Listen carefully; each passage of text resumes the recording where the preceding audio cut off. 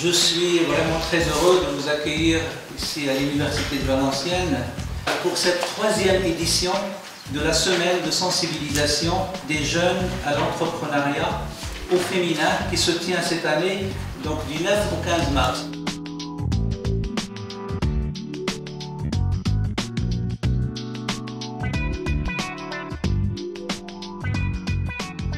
J'ai envisagé de créer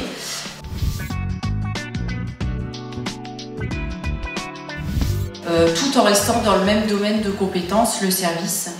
Et il se trouvait à ce moment-là qu'il y avait le salon de la franchise à Paris, donc j'y suis allée, j'ai jeté un œil pour voir un peu vers quoi je pouvais m'orienter. Et je me suis intéressée sur le service à la personne. J'ai fait une formation chez Incom l'année dernière et l'idée en même temps est venue instantanément. Au début c'était une boutique et puis j'ai découvert en fait les fashion trucks aux États-Unis, donc c'est une mode qui suit un peu les food trucks en France, donc on en a quelques-uns sur la France. Donc moi je suis psychologue du travail à la base. Alors j'ai démarré en entreprise en tant qu'RH.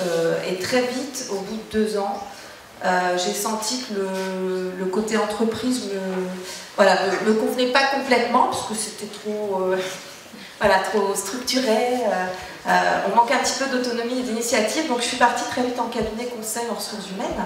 Et en même temps, j'avais quand même toujours ce souhait de m'installer.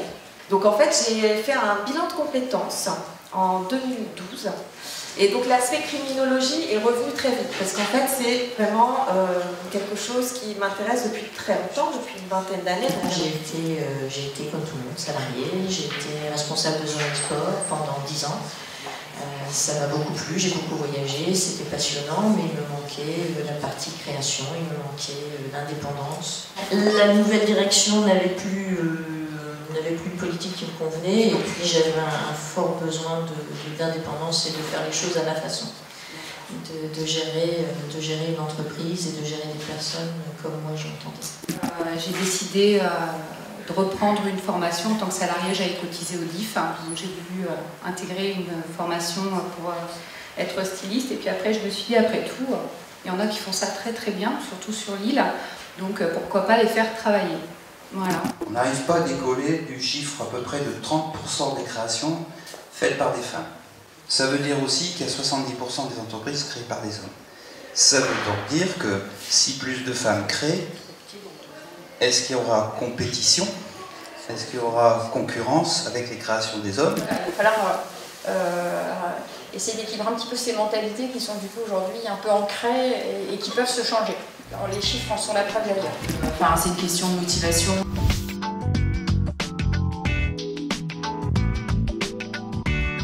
Oui, même si on n'a pas forcément les compétences, ça s'apprend, et avec de l'investissement personnel, je pense qu'on peut y arriver, quoi. Je suis maman de 2 petites filles, et j'ai une petite fille l'an dernier qui va avoir 1 an ici au mois d'avril. Donc c'est compatible. J'ai eu aucun souci par rapport au projet innovant, en fait. Ça a été vraiment accepté de suite.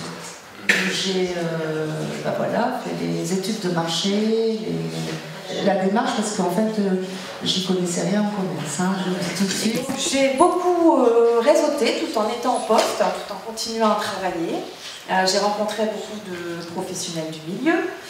J'ai testé l'idée, j'ai testé le projet de dire tiens, moi aujourd'hui je sais que vous avez des psys en interne, moi je vais le faire en externe, je vais vous proposer du conseil en criminologie et en soutien, qu'est-ce que vous en pensez?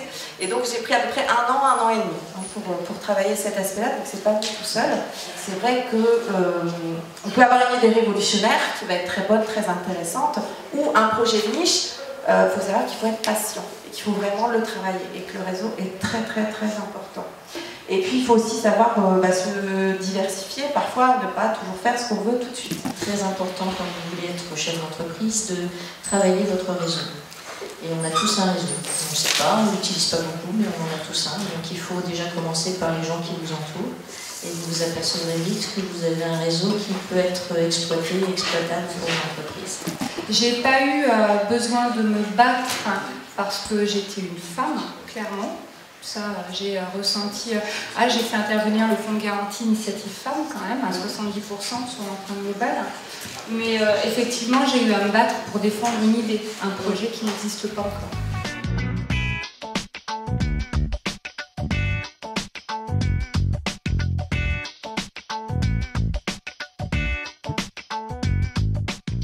Le créateur, c'est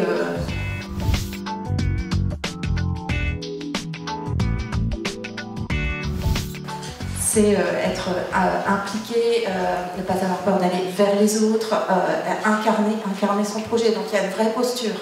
Et donc aujourd'hui, je suis gérante donc, de domicile clean depuis 2012, où je propose des prestations donc, de ménage, repassage, garde d'enfants de plus de 3 ans et du jardinage. Je me suis orientée vers la franchise justement pour avoir un appui, pour avoir leur retour d'expérience et puis pour aller plus vite. J'avais pas envie d'avoir un trop gros investissement non plus, vu voilà. Donc j'ai réussi à bien négocier le prix du camion et d'avoir quelque chose de correct pour faire vraiment ce que je voulais. Parce que je recherchais quelque chose de très particulier au niveau camion justement. J'ai eu un peu de mal à le trouver, mais j'ai fini par le trouver.